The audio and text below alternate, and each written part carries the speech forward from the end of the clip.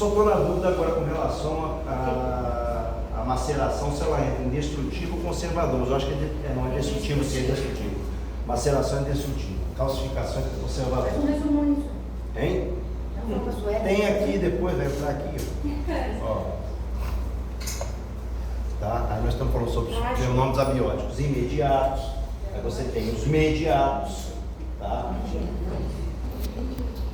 E aí, os processos destrutivos. Tá? Como eu falei com você, o cromático é aquela da mancha verde, período efizematoso, o qualitativo, a esqueletização e aqui a maceração do ferro, destrutivo. Tá? E os conservadores, que são esses daqui. Mumificação. Isso tudo vai depender do local, tá? Onde a pessoa vai estar. A saponificação pode acontecer principalmente em pacientes gordinhos, obesos, tá? E a mumificação, o contrário, em pacientes já magros. Tá? A calcificação na região onde foi sepultado, pode ter um processo de putrefação, aquele processo de destruição ocorre mais rápido, mas no entanto o local permite deposição de sais desse cadáver e acaba transformando ele no que a gente conhece como fósseis. Tá? No fetinho vai ser o litopédio, que é o feto calcificado. Há um processo de purificação, isso acontecia muito quando você sepultava em urnas de zinco. Aí você entrava num processo de purificação, que o cara ia, como se você olhasse uma múmia mesmo, mas com a pele toda ressecada,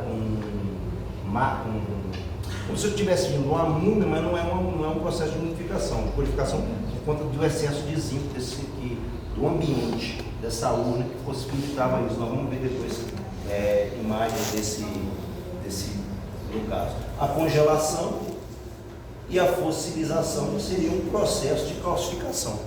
Tá? Só que a fossilização fóssil já é aquele, o cara está dentro daquele cadáver que morreu, foi todo englobado ali, parou dentro da pedra, e você tem aquele fóssil. Mas o processo de mumificação é inverso da saponificação. Enquanto um você vai ter, como você vai se transformando em sabão, o outro você vai ressecando tudo, que é o processo, o murchão, como diz o outro. Tá? Se for levar a saponificação igual do sabão, isso é conservar? Sim. Inclusive, dependendo da saponificação, você consegue conservação de vísceras, tá? Dependendo do estágio de saponificação, pode ajudar pra caramba na ilustração de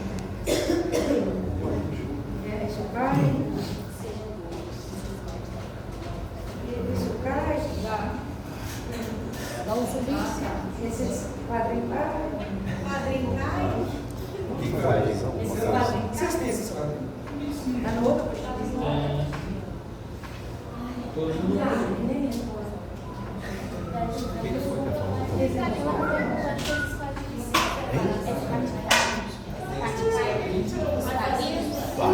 Essa parte cai, tá, gente? Vai cair na bunda. Essa parte é complicadinha. É voada. Mas depois que vocês olharem com calma, vocês vão ver que não é esse monstro de 7 cabeças, não. Deixa eu só ver um negócio assim.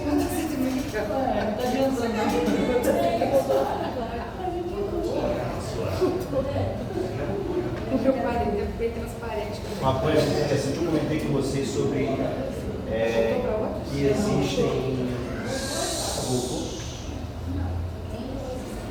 que existem alguns falos sobre o crescimento tegumentar pós-morte.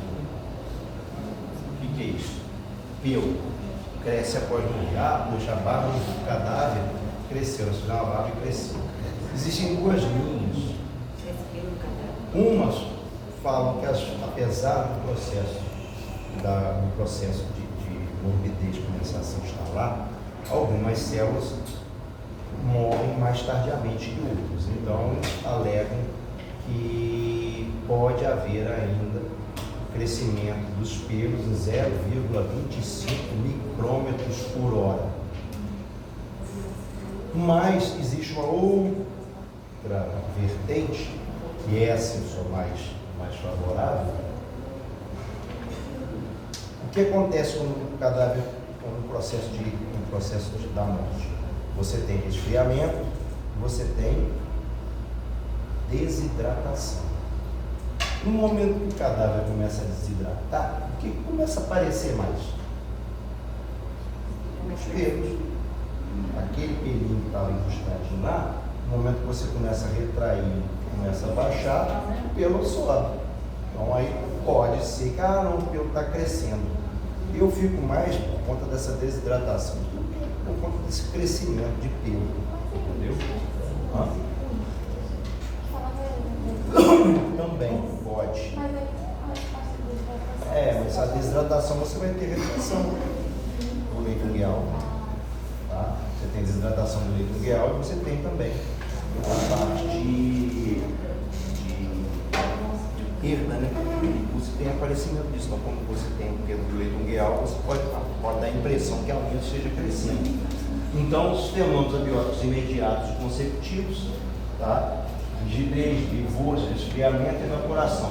Os imediatos é aquilo que acontece quando o cara está morto, ou melhor, se não chegar um socorro, ou se não houver uma intervenção rápida, vai evoluir o consecutivo. Tá? Aí o consecutivo já é a certeza. Tá joia? Então, autólise e putrefação como destrutivos, provocados principalmente pelos organismos aeróbios, anaeróbios. Aí a gente viu aquela coisa todinha que eu falei com vocês, a fase das evoluções, tá? E aqui a gente começa os processos: umidificação, saponificação, calcificação, tá? E a congelação. Cadê?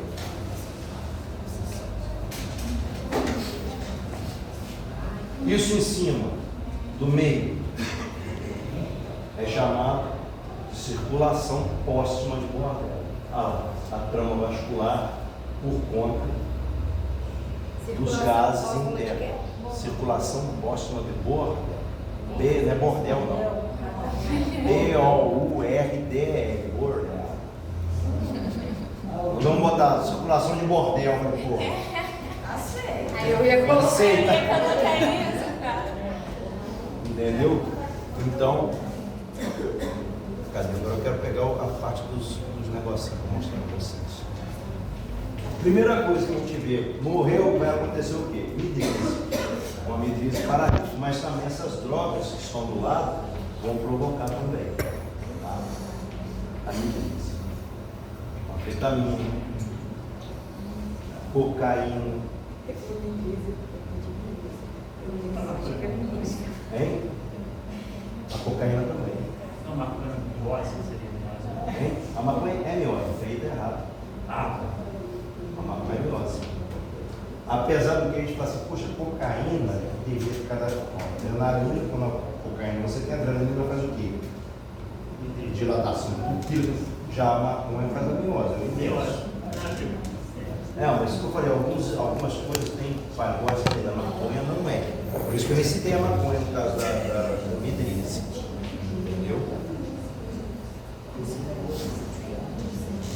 A perda de peso, tá? Aí são cálculos que vocês não precisam saber disso, mas precisam saber o que é uma mancha de Sommerlet. Quando vocês encontrarem, vocês vão ver o que é a Sommerlet, que é a opacidade da córnea, aquele olho branco que a gente vê nos cadáveres, aquilo é a opacidade da córnea. Já a mancha de Sommerlet é igual uma faixa, que vocês vão ver agora. Sommerlet. Essa daqui.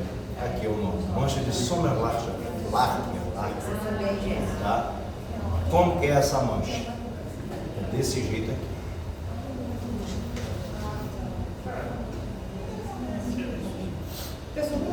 Está morto, esturricado, purinho. É a opacidade da córnea. Isso é um exemplo de opacidade de córnea.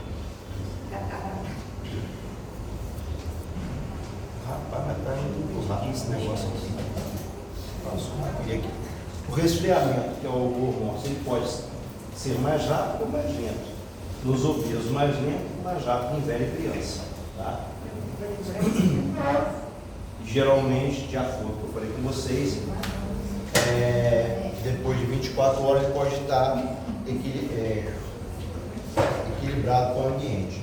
A pergunta: você acha que nós legistas vamos ficar medindo temperatura retal de cadáver?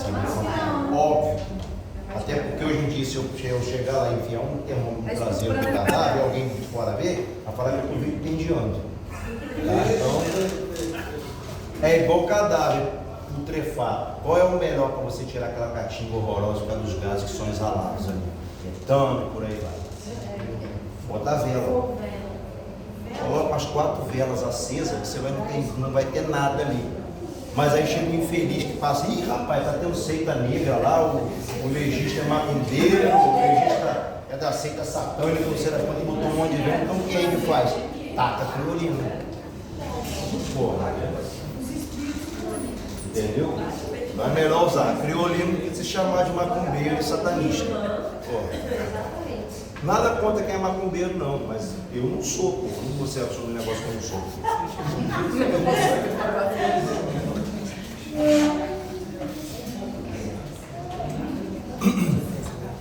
A rigidez cadavérica, ou seja, o albor mortis é relacionado à temperatura. O rigor mortis, o próprio nome já diz, consequente à rigidez cadavérica. Tá? Como eu falei com vocês, começa de cima para baixo e desaparece na mesma proporção. Já expliquei para vocês o que é a rigidez cadavérica, como se instala. Os livores também nós já falamos, tá?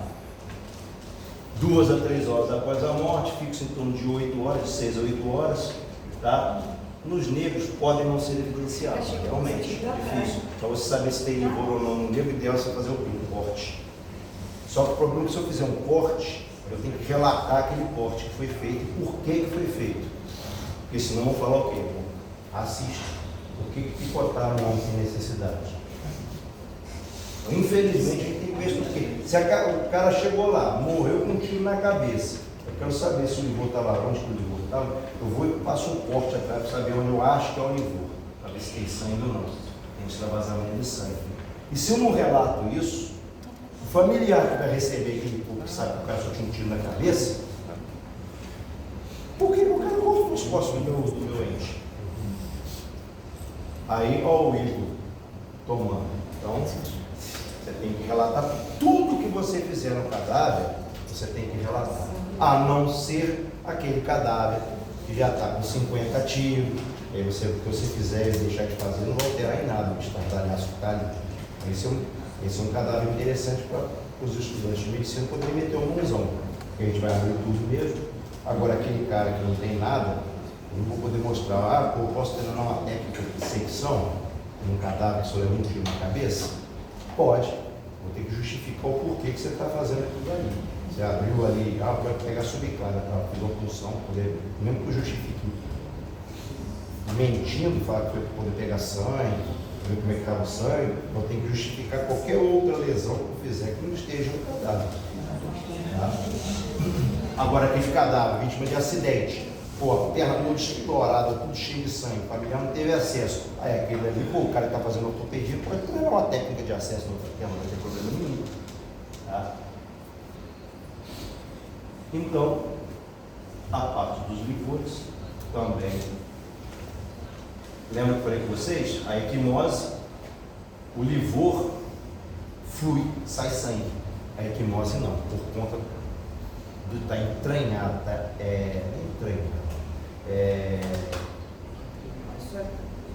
absorvido. Vai sumir o tempo. Mas de qualquer maneira ele está ali dentro do tecido, embrenhado ali dentro, ele não vai sair. Tá? Então, livores. Posicionamento. Pegou um pimentãozinho. Vai ter outro. Então, isso daqui, branco, o que significa? Pressão. Exatamente. Ela está numa posição em que essas partes sofreram pressão, tá? E o sangue ele tende a ir para o lugar onde tem menos resistência e maior decúbito. Então, é aqui que a gente vê a deposição do livor de hipostase. que já estão fixos. Então eu posso botar essa mulher decúbito ventral, que esses livores não irão mudar de posição. Deixa eu ver uma setinha. A mesma coisa, tá? Você vê o posicionamento dos livores.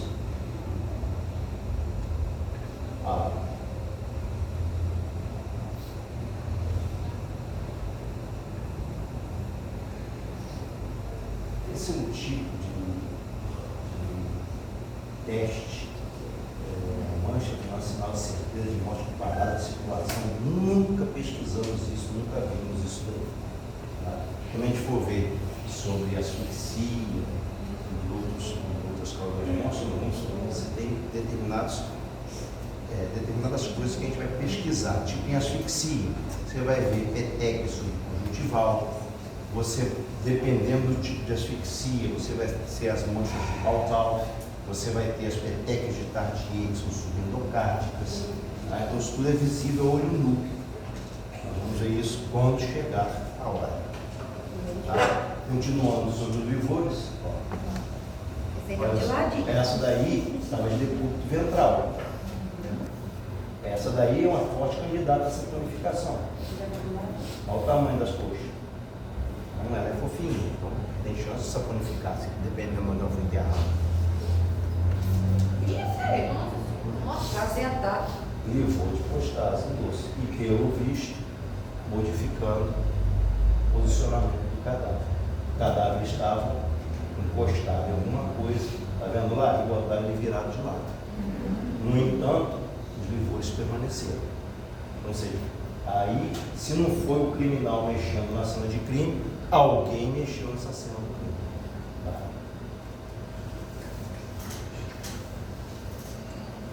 Casos de feridos por arma de fogo, então, com relação ao espasmo cadavérico. Comentei com vocês sobre o espasmo cadavérico, aquele negócio que o cara para no momento em que morre. O próprio nome já diz. Controverso e raro. Por que controverso? Alguns falam que o espasmo cadavérico, a pessoa mantém aquele status quo no momento da morte. O cara deu um tiro na cabeça e morre com ele assim. A pergunta que eu faço para vocês: qual é a primeira coisa que advém quando o sujeito morre? Morreu. O que acontece com a pessoa? Cai. Flacidez, liberação de esfincteriano. E como eu falei com vocês que o processo de contração muscular é um processo vivo, como é que eu vou manter um tiro na cabeça segurando aqui? A não ser que eu esteja encostado. Eu vou morrer assim. Mas por isso que é controverso. Porque tem determinadas coisas que você não vai conseguir explicar. É mais fácil explicar o quê? O espasmo não, a flacidez. Caiu. Aí depois, dependendo de como ele ficar, aí você vai começar o processo de rigidez. Aí sim, se eu botar o bracinho do cara assim, passado o tempo de instalação da rigidez cadavérica, ele vai ficar assim. Agora, se eu desfizer, ele não vai voltar a ficar assim. Tá? Então tem algumas figuras que mostravam, agora eles vão querer mostrar um caso de Veneza. Que mostraram um cara morto assim, como se fosse de defesa.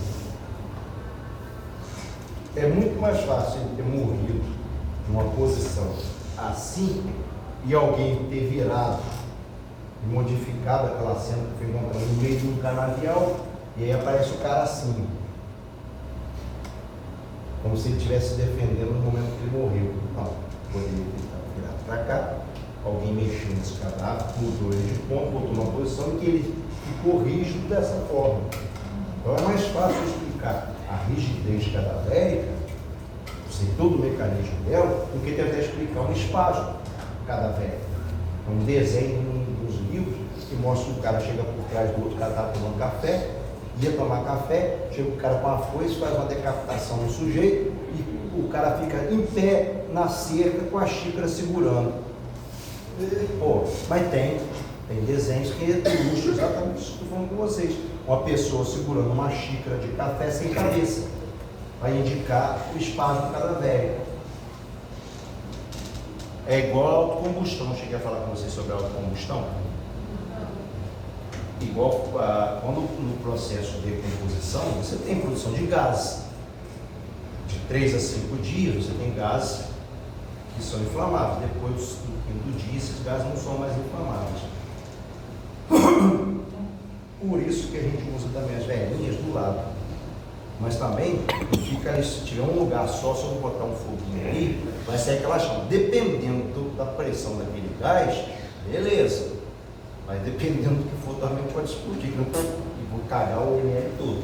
Mas por isso que a gente bota a chama bem longe. Aí só vai tirar a catinha. Com relação à autocombustão. A autocombustão é um fenômeno que eles alegam, é a famosa combustão espontânea.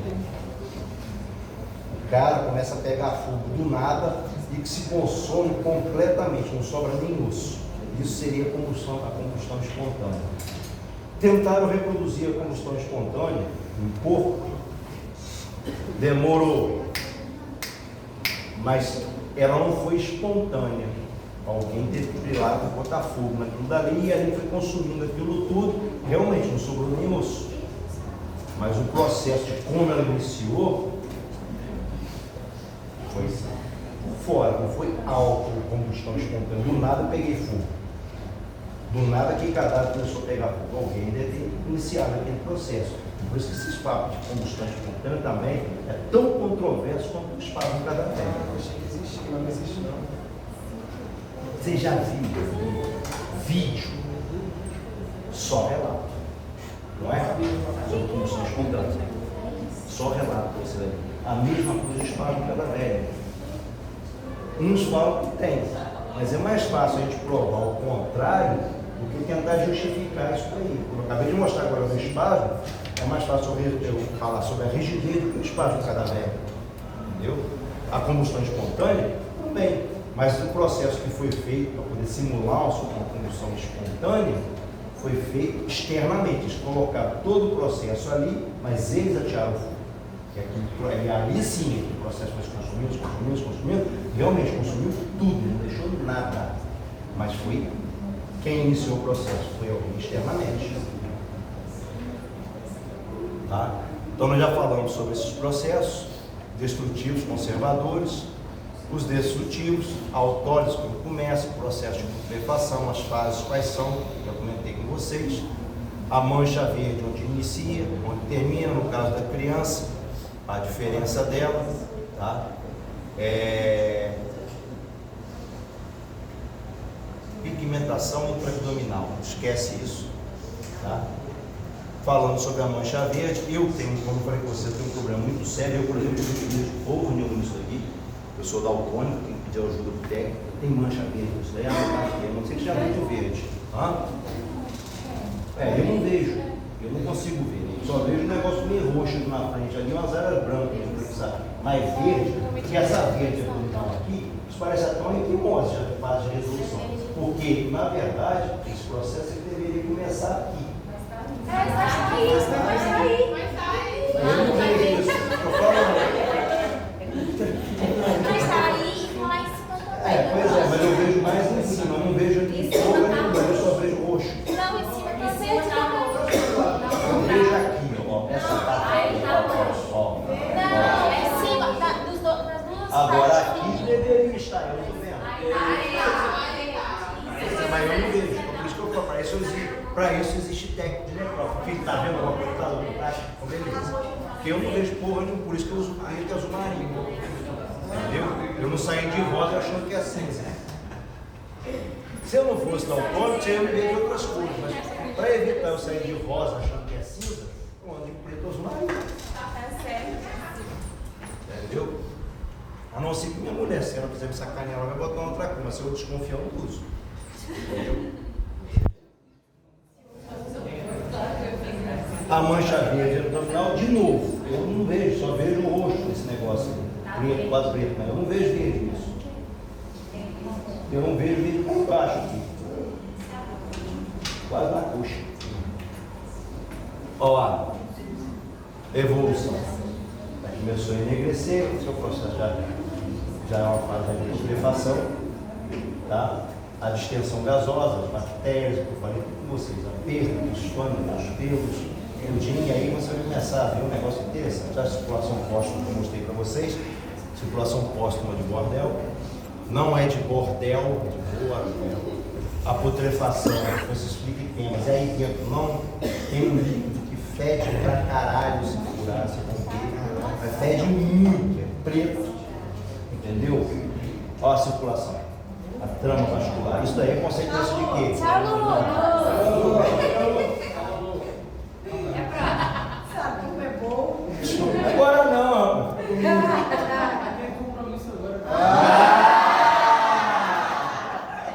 é muito um 7-1. Então, assim, a coloração daí, olha só. Olha lá, ó, bordel aberto, ó, UAL. Bordel, não bordel. Bordel.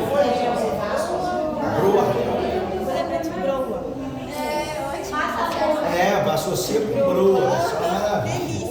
Entendeu? Nunca mais eu como broa. Ou, para quem não quiser errar, bota só circulação póstuma. Melhor. Entendeu? Aí. Circulação póstuma.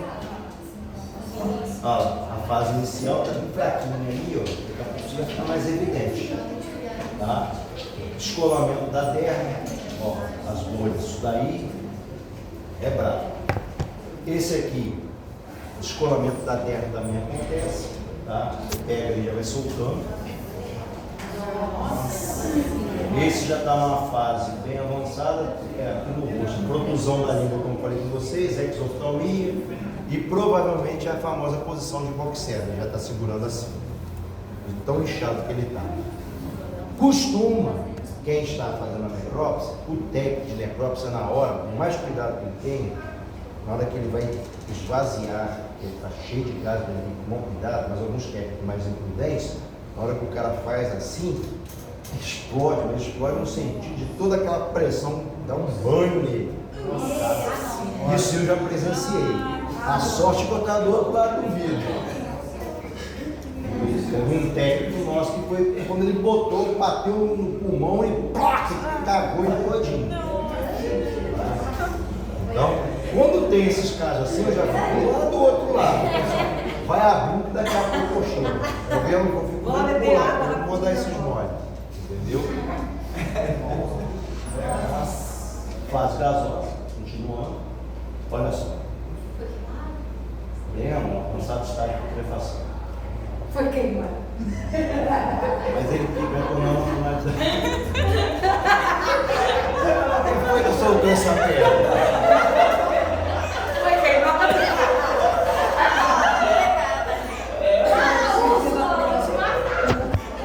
Qual o seu nome, filho? Marcelo. Marcelo. Bota então, presta atenção, Marcelo. Se não foi excesso de praia. Ele foi queimado com a maçã na boca. Isso daí não foi. Essa daí já começa a descer. Lembra dessa fase? A fase colicoativa, na verdade, é a fase que o cadáver começa a derreter, se desfazer, tá? Olha aí. Ah, minha filha, vocês vão, se vocês derem sorte no dia que vocês forem lá, talvez vocês derem. Tomara que não tenha um desses. Não, porque época de colheita de plano, é época de começar a achar cadáver no meio do caramelo. Porque ficam jogando aquilo ali, ficam desovando os cadáveres. Aí quando começa a queimar, a recolher as coisas, aparece esses cadáveres tudo recolhido.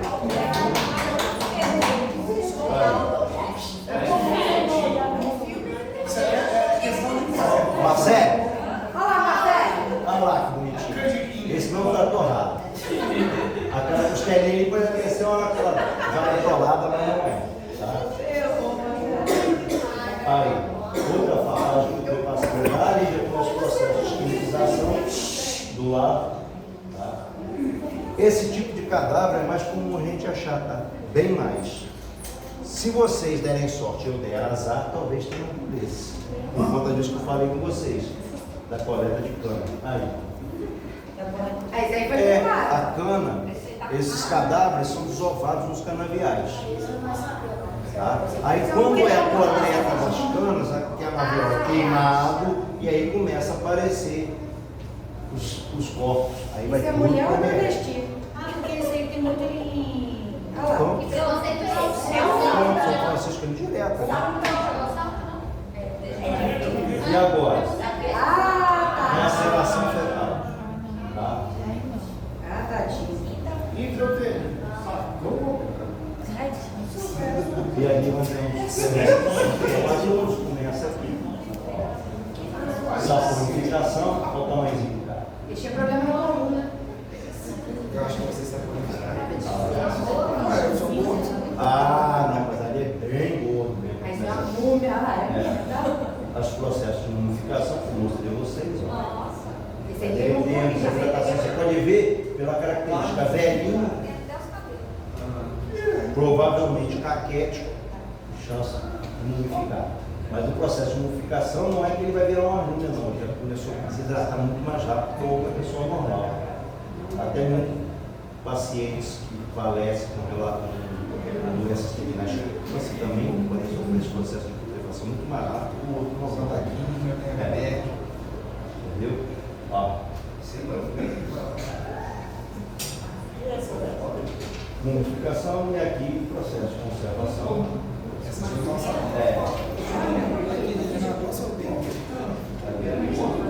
Olha o litopédio que eu falei para vocês. Criança vira uma pedrinha no pé. Tá? Esse é o litopédio. Eu até hoje nunca vi um, mas já teve colegas que já relataram que já pegaram o litopédio na obstetra, né? Da cirurgia. Eu nunca vi assim, pessoalmente um litopédio. Tá? Lesões por formas locais, formiga, peixe, mosca. Também é utilizado, a gente, se quiser avaliar, você tem a entomologia forense, onde os caras colhem essas larvas, e pelo tempo de eclosão dessas larvas, eles sabem quanto tempo tem aquele cadáver de órgão. Porque cada uma tem a sua data de eclosão. Aí tem umas tabelas lá, dependendo do tipo de mosca, dependendo do tipo de larva, eles conseguem calcular pela entomologia forense a data provável do óbito. O dia, quanto tempo tem de óbito. Professor, mas aqui no Brasil tem muito assim, específico disso? Tem. No ML7 nós temos um grupo de entomologia forense. Tipo assim, é Rio, São Paulo? Rio, São Paulo. Tá? Então, aqui já falamos da rigidez. Aqui estão falando, vou falar sobre sinais de certeza, daqueles sinais que o pessoal antigamente usava. Vela, espelho, para saber quando o cara tinha morrido. Botava o espelho na frente, saber se ia passar. Uma vela, saber se ia balançar. Aí depois colocava, quando o cara tinha falecido, pingava uma gota de éster e se ele ia ter alguma reação alérgica. Ou pegava uma vela acesa e colocava no cara. Se saísse, o cara tirasse, mexesse ou viesse a formar uma bolha com líquido, um transudato, beleza. Caso o cara tivesse morto, ia formar uma bolha sem nada.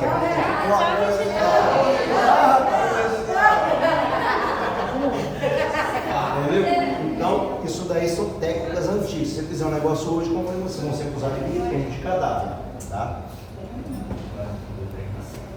Fase de putrefação, cromático, já falamos disso. Deixa eu ver o que falta. Só 150 slides. Ah, chega. Ah, chega. Chega, tá?